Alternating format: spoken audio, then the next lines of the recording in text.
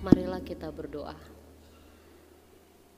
Kami sungguh bersyukur atas segala kebaikan-Mu, Tuhan, yang tiada henti-hentinya, hari lepas hari, menyertai setiap langkah kehidupan kami. Di sini kami umat-Mu telah berdiam diri, mempersiapkan hati dan pikiran kami untuk mendengarkan firman-Mu. Berbicaralah kepada kami satu persatu lewat Roh Kudus yang akan menuntun kami memahami dan melakukan firman-Mu di tengah-tengah kehidupan kami. Di dalam nama Yesus Kristus kami berdoa. Amin. Shalom. Horas. Bapak Ibu, remaja Naposobulu yang dikasihi Tuhan, yang menjadi khotbah di ibadah kita hari ini di Minggu Trinitatis, tertulis di dalam kitab Nabi Yesaya pasal 61 ayat 1 hingga ayat 11. Yesaya 61 ayat 1 sampai 9, maaf. Saya akan bacakan, marilah mengikuti dalam hati. Roh Tuhan Allah ada padaku, oleh karena Tuhan telah mengurapi aku. Ia telah mengutus aku untuk menyampaikan kabar baik kepada orang-orang sengsara dan merawat orang-orang yang remuk hati, untuk memberitakan pembebasan kepada orang-orang tawanan, dan kepada orang-orang yang terkurung kelepasan dari penjara, untuk memberitakan tahun rahmat Tuhan dan hari pembalasan Allah kita, untuk menghibur semua orang berkabung, untuk mengaruniakan kepada mereka perhiasan kepala ganti abu, minyak untuk pesta ganti kain kabung, nyanyian puji-pujian ganti semangat yang pudar, supaya orang menyebutkan mereka pohon tarbantin kebenaran, tanaman Tuhan, untuk memperlihatkan keagungannya. Mereka akan membangun reruntuhan yang sudah berabad-abad dan akan mendirikan kembali tempat-tempat yang sejak dahulu menjadi sunyi. Mereka akan membaharui kota-kota yang runtuh, tempat-tempat yang telah turun-temurun menjadi sunyi. Orang-orang luar akan melayani kamu sebagai gembala kambing dombamu, dan orang-orang asing akan bekerja bagimu sebagai petani dan tukang kebun anggurmu. Tetapi kamu akan disebut imam Tuhan dan akan dinamai pelayan Allah kita. Kamu akan menikmati kekayaan bangsa-bangsa dan akan memegahkan diri dengan segala harta benda mereka. Sebagai ganti bahwa kamu mendapat malu 2 kali lipat, dan sebagai ganti noda dan ludah yang menjadi bagianmu, kamu akan mendapat warisan 2 kali lipat di negerimu, dan sukacita abadi akan menjadi kepunyaanmu. Sebab aku, Tuhan, mencintai hukum dan membenci perampasan dan kecurangan. Aku akan memberi upahmu dengan tepat dan akan mengikat perjanjian abadi dengan kamu. Keturunanmu akan terkenal di antara bangsa-bangsa dan anak cucumu di tengah-tengah suku-suku bangsa, sehingga semua orang yang melihat mereka akan mengakui bahwa mereka adalah keturunan yang diberkati Tuhan. Demikianlah pembacaan firman Tuhan. Saudara-saudara yang dikasihi Tuhan Yesus Kristus, di sebuah ruang rawat di rumah sakit, ada 2 orang pasien yang sedang menerima pemulihan atau penanganan medis. Yang satu melihat keluar jendela, melihat awan, langit yang biru, burung-burung berterbangan, berkicau setiap hari. Yang satu lagi, setiap hari selama ia dirawat di rumah sakit di ruangan tersebut, ia tidak lupa menghitung berapa kali perawat mengganti infus. Bahkan kadang ia menghitung tetesan cairan infus yang ada di sampingnya.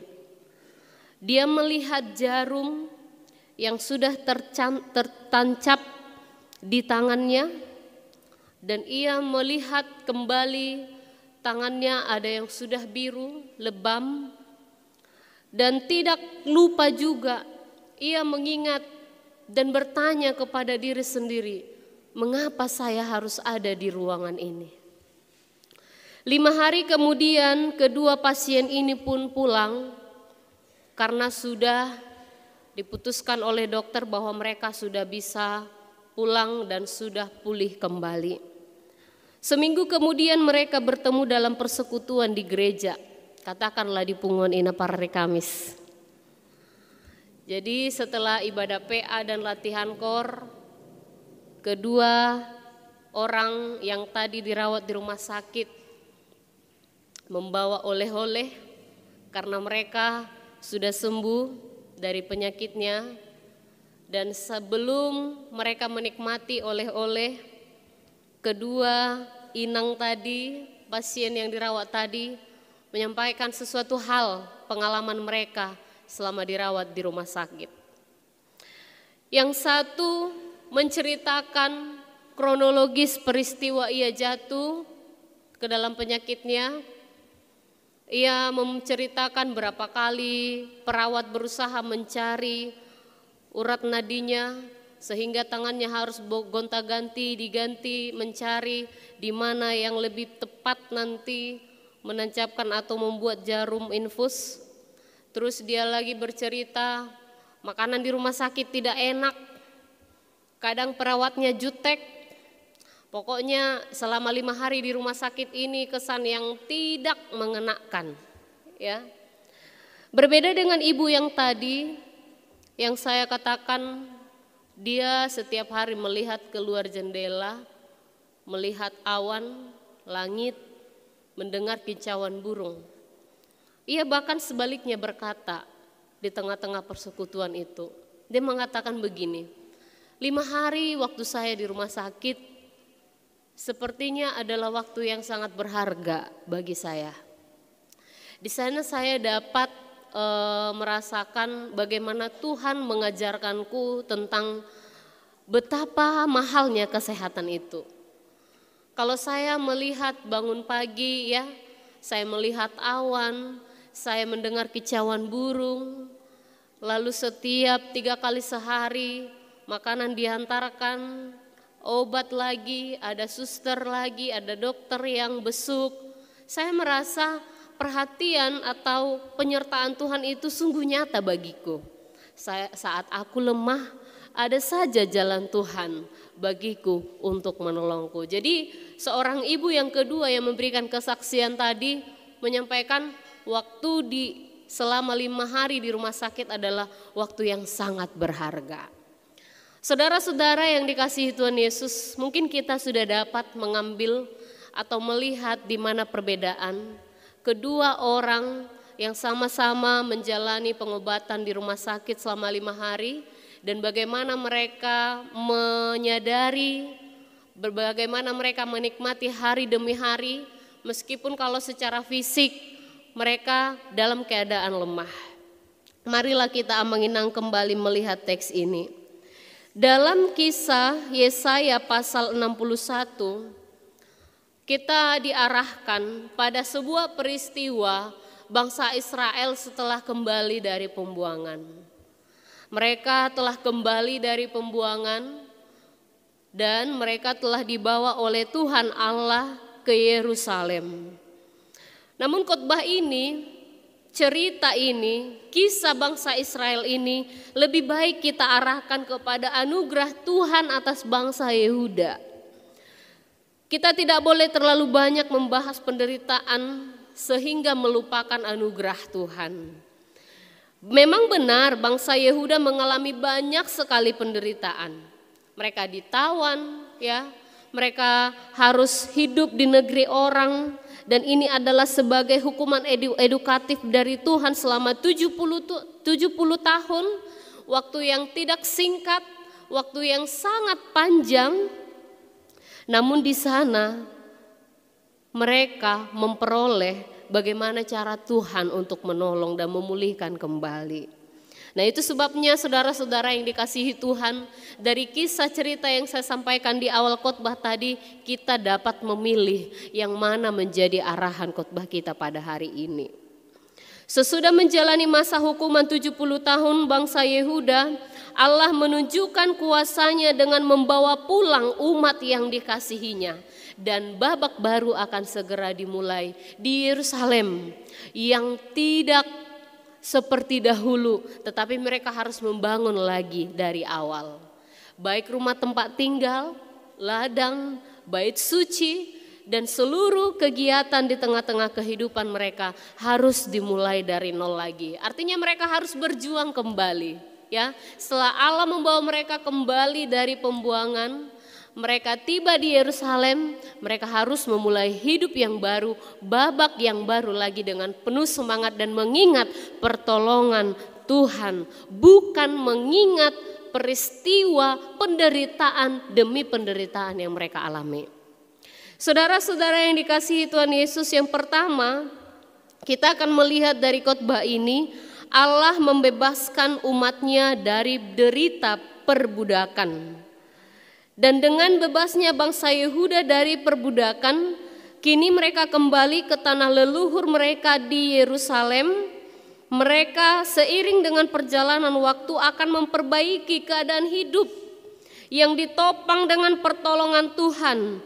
Pada saat yang sama Allah akan memberikan penghiburan seperti orang yang berkabung, yang menaburkan abu di atas kepala. Allah mengubah duka mereka dengan menganugerahkan perhiasan kepala dan kain kabung digantikan dengan minyak. Ini adalah sebuah gambaran bahwa Allah dapat memulihkan keadaan umatnya. Seberat apapun, sebanyak apapun penderitaan, kesulitan yang terjadi di tengah-tengah kehidupan kita, bila kita yakin akan pertolongan Tuhan dan bersandar penuh kepadanya, tidak ada yang tidak mungkin terjadi atas kuasa Tuhan. Perlahan bangsa Yehuda keluar dari rasa duka dan mulai merasakan sukacita, dan semua itu terjadi karena pertolongan Tuhan saja. Amanginang, remaja Naposobulu yang dikasihi Tuhan, seringkali penderitaan, kesulitan terjadi dalam kehidupan kita. Itu tidak bisa kita pungkiri, itu harus terjadi, itu telah menjadi bagian dari kehidupan kita. Itu adalah salib yang harus kita pikul. Namun bagaimana kita mengamini, menunjukkan, melihat bagaimana cara Tuhan menolong umatnya yang di Yehuda, orang Israel Yehuda yang dibawa ke Babel. Seperti itulah cara Tuhan akan memulihkan kembali kehidupan kita. Nah, yang berikut tidak hanya mengubah keadaan jiwa, Allah juga perlahan menganugerahkan kemakmuran. Dari mana tandanya? Dikatakan tadi di dalam ayat khotbah hari ini, itu pertanda dari semakin bertambahnya jumlah ternak dan hasil pertanian. Dikatakan di ayat 5, orang-orang luar akan melayani kamu sebagai gembala kambing dombamu, dan orang-orang asing akan bekerja bagimu sebagai petani dan tukang kebun anggurmu. Ini adalah sebuah pertanda akan ada kemakmuran yang akan terjadi di tengah-tengah bangsa itu. Tidak selamanya penderitaan itu yang menguasai kita. Akan ada saatnya kalau sudah Tuhan bekerja, Ia akan mengubah duka menjadi sukacita. Yang berikut, Allah bahkan tidak hanya menganugerahkan kelimpahan hidup atau kemakmuran, namun Dia juga mengikat perjanjian abadi dengan umatnya, yaitu akan hadir seorang Mesias yang diurapi untuk diutus di tengah-tengah bangsa Yehuda. Ia akan membebaskan umat manusia dari segala hal yang memenjarakannya, dan setiap orang yang percaya kepadanya akan memperoleh anugerah sebagai keturunan yang diberkati Tuhan. Ini adalah kerinduan kita. Tentu kita yang hadir pada saat ini, kita juga merindukan supaya bagaimana kita bersama anak cucu, seluruh keluarga kita menjadi orang-orang yang diberkati oleh Tuhan. Itu adalah kerinduan kita bersama. Mari kita belajar dari kisah bangsa Allah dalam teks ini. Nah, yang berikut Amang Inang, kita akan melihat bagaimana janji Allah ini telah digenapi di dalam diri Yesus Kristus. Ya, digenapi di dalam diri Yesus Kristus. Saat ia berkhotbah di sinagoge, Yesus membacakan ayat pasal 61 ini. Lukas pasal 4 ayat 18 sampai 21. Di sana dicatat bahwa kalimat-kalimat dalam khotbah ini kembali diucapkan oleh Yesus, dan ia pun mengajar mereka yang berada di bait Allah. Sebagai penutup khotbahnya, Yesus berkata, "Pada hari ini genaplah nas ini sewaktu kamu mendengarnya." Artinya apa? Janji-janji yang telah diikrarkan, yang telah disampaikan di tengah-tengah bangsa disempurnakan, digenapi oleh Yesus Kristus. Inilah yang menjadi sukacita bagi kita, Amang Inang. Ada 5 yang disebutkan di ayat yang pertama. Hidup yang sengsara, hati yang remuk, tertawan, terpenjara, serta perkabungan adalah hal-hal yang mewakili segala penderitaan manusia. Mungkin kita salah satu di antara kelima penderitaan ini ada yang sedang mengalami atau bahkan lebih dari satu hal. Ini adalah hal-hal yang mewakili segala penderitaan manusia, sehingga sangat diharapkan, kita sangat merindukan agar kita terbebas dari penderitaan itu. Yang menjadi pertanyaan, siapakah yang mampu membebaskan kita? Siapakah yang dapat membebaskan manusia dari penjara derita itu? Dan kapankah itu terjadi? Apakah kedatangan Tuhan, kedatangan Yesus hanya sebatas memberikan kebebasan dari penderitaan fisik? Ternyata bukan, Amang Inang. Pembebasan secara menyeluruh, kehadirannya membebaskan manusia dari penjajah utama, yaitu dosa. Dan dosalah yang mengakibatkan berbagai hal penderitaan yang terjadi di tengah-tengah kehidupan kita. Jemaat yang dikasihi Tuhan Yesus Kristus, di dalam Yesus Kristus sengat maut, kematian itu sudah dipatahkan, sudah dikalahkan, tidak ada lagi.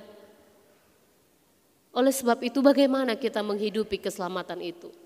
Bagaimana kita hidup di dalam pengorbanan Yesus itu? Hidup di dalam pengharapan. Sebagaimana Allah menumbuhkan pengharapan bagi bangsa Yehuda untuk bangkit dari segala keterpurukan, maka sama halnya dengan Yesus yang selalu memberikan pengharapan.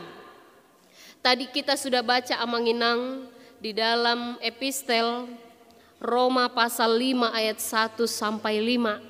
Bagaimana di tengah-tengah kehidupan umat, bagaimana di tengah-tengah kehidupan orang percaya, kesengsaraan pasti terjadi. Tapi jangan salah, kesengsaraan ini kalau kita hadapi akan menimbulkan ketekunan jika kita memang sepenuhnya bersandar kepada Tuhan. Ketekunan menimbulkan tahan uji, sama seperti nahkoda yang sudah berkali-kali melewati badai di danau atau di laut.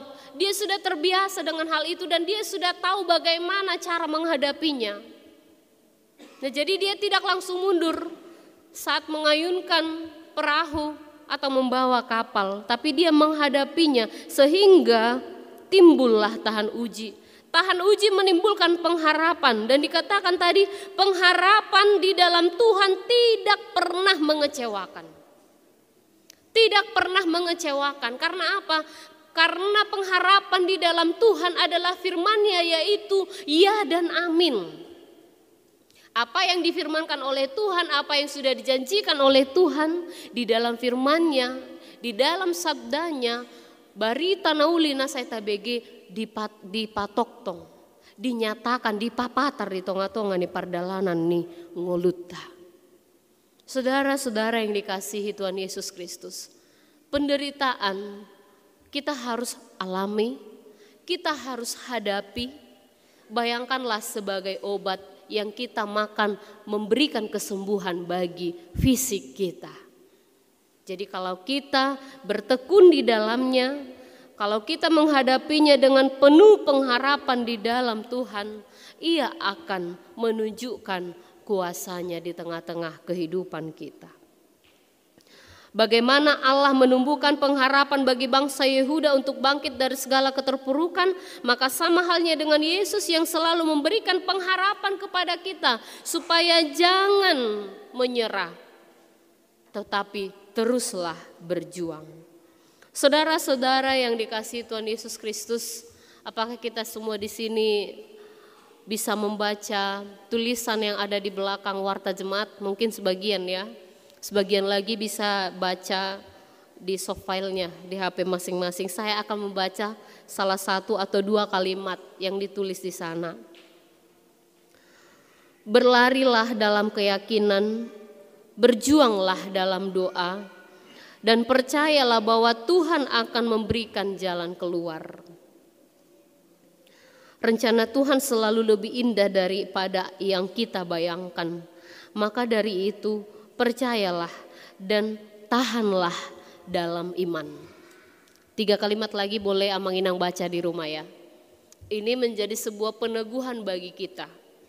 Bagaimana Allah datang memberitakan kabar baik, pembebasan bagi kita sesuai dengan topik minggu pada hari ini yang berkata, saya akan bacakan, memberitahukan tahun rahmat Tuhan.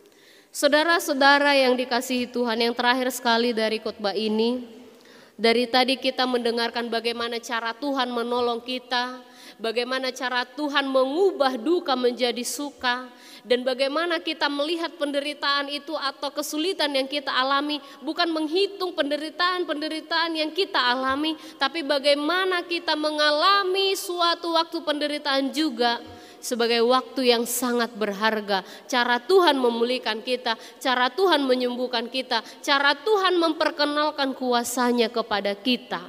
Seperti yang diungkapkan seorang pasien tadi. Setiap hari ia mendengar kicauan burung, ada rahmat baru yang diberikan oleh Tuhan setiap hari bagi kita. Yang terakhir sekali dari teks ini, bukan hanya Allah yang membawa kabar sukacita, tetapi kita juga. Bagaimana Yesus membebaskan manusia dari segala hal yang memenjarakan, maka setiap pengikutnya, setiap orang Kristen terpanggil untuk tidak menjadi penjajah bagi sesamanya manusia. Tahun rahmat Tuhan akan terwujud apabila setiap orang hadir sebagai pembebas bagi sesamanya. Penguasa tidak memakai tangan besi dalam menegakkan hukum. Pengusaha dan orang-orang kaya tidak hadir sebagai penjajah bagi kaum miskin dan lemah.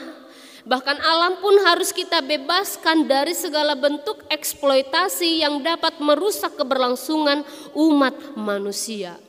Setiap orang yang memiliki keunggulan dalam ilmu pengetahuan jangan hadir sebagai penipu bagi kaum yang terbelakang. Setiap orang tidak menjadi pemeras bagi sesama umat manusia. Para penegak hukum tidak membelokkan hukum dan menerima suap demi memperkaya diri. Tahun rahmat Tuhan akan terwujud bila manusia juga ikut serta ambil bagian di dalamnya. Bagaimana ia mensyukuri keselamatan yang sudah diterima dianugerahkan di dalam Yesus Kristus.